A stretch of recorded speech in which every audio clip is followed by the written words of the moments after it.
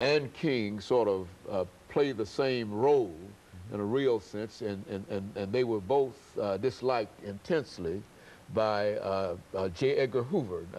Touch upon that. I mean, what was Malcolm's relationship with Mr. Hoover, and why? And I think that there's even some suggestion that the government might have had something to do with his assassination, even though the government itself did not assassinate him. He was, from what I understand, he was assassinated by members of the Nation of Islam's organization. But speak to that. Yeah, that was a myth, I think, and I would want to call it a myth that was sort of operating inside of the intelligence community in this country at that time.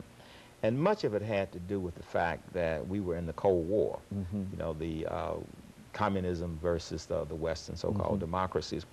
And so J. Edgar Hoover had this idea that he wanted to stop the rise of a Messiah, almost like Pharaoh during the times of Moses. And he did see Dr. King and Malcolm as a possibility of being that Messiah that would rise up among the African Americans and free them from the bondage of modern-day Pharaoh.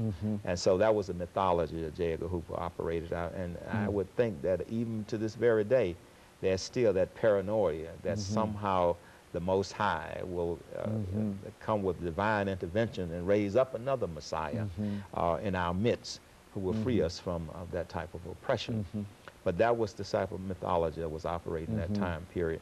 And also the fact that just before Malcolm and Martin, you know, you had Paul Robeson and W.E.B. Du Bois who had declared themselves